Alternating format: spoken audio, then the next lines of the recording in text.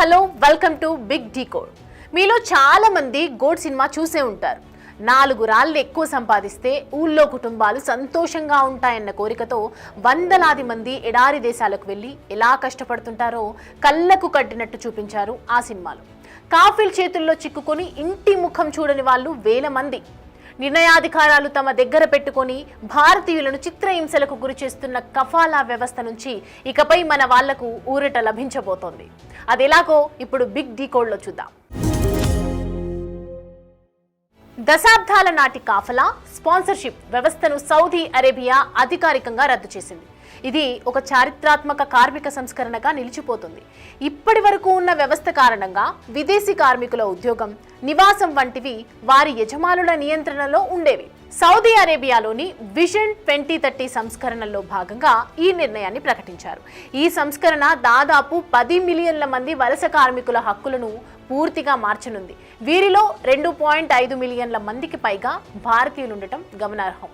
ఇంతకీ కఫాలా వ్యవస్థ అంటే ఏంటి?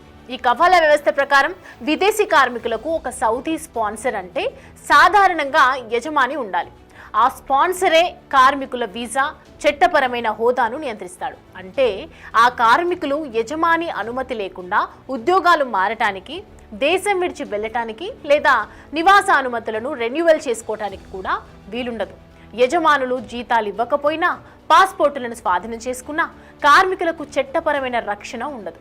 అందుకే ఈ వ్యవస్థ తరచుగా కార్మికుల దోపిడీకి, దుర్వినియోగానికి దారితీస్తోందని మానవ హక్కుల సంస్థలు చాలా కాలంగా వాదిస్తూనే ఉన్నాయి.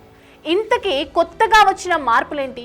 తాజా కార్మిక సంస్కరణల చొరవతో సౌదీ అరేబియాలోని విదేశీ కార్మికులు పొందే ప్రధాన స్వేచ్ఛలు ఇవే. ఉద్యోగం మార్చుకునే స్వేచ్ఛ. కార్మికులు తమ ఒప్పందాన్ని పూర్తి చేసిన తర్వాత లేదా ముందుగా తగిన నోటీస్ ఇచ్చిన తర్వాత యజమాని అనుమతి లేకుండానే ఉద్యోగాలు మారవచ్చు. దీంతో పాటు ఇకపై తమ స్పాన్సర్ నుంచి ఎగ్జిట్ అంటే బయటకు వెళ్ళటానికి లేదా రీఎంట్రీ తిరిగి రావడానికి కూడా అనుమతి అవసరం లేకుండానే విదేశాలకు ప్రయాణించవచ్చు. సౌదీ ఈ నిర్ణయం తీసుకోవటం వెనుక కారణం కూడా ఉంది. కఫాలా వ్యవస్థను రద్దును Saudi crown prince Mohammed bin Salman ప్రతిపాదించిన విజన్ 2030లో భాగం. విజన్ 2030 ప్రధాన లక్ష్యం ఆర్థిక వ్యవస్థను ఆధునీకరించటం, విదేశీ పెట్టుబడులను ఆకర్షించటం, చమురుపై దేశం ఆధారపడటాన్ని తగ్గించటం. కఫాలా వ్యవస్థ రద్దు వల్ల సౌదీ అరేబియా మానవ హక్కుల రికార్డు మెరుగుపడుతోందని, ముఖ్యంగా అంతర్జాతీయ కార్మిక సంస్థ నిర్దేశించిన అంతర్జాతీయ కార్మిక ప్రమాణాలను చేరుకోగలదని భావిస్తున్నారు.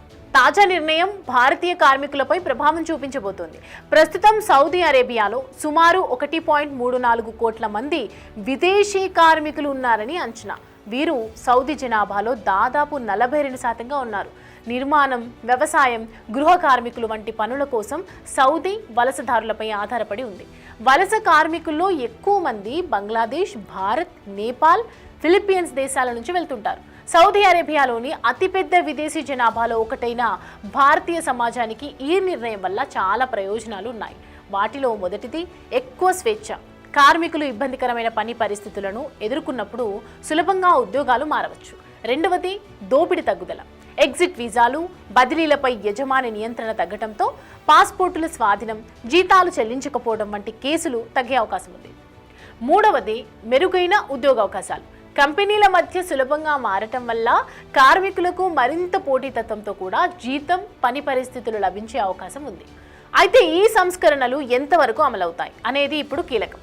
కార్మికులకు ఈ సంస్కరణల ప్రయోజనం నిజంగా అందాలంటే వాటి అమలు, డిజిటల్ వ్యవస్థలు పారదర్శకంగా ఉండాలని నిపుణులు అభిప్రాయపడుతున్నారు.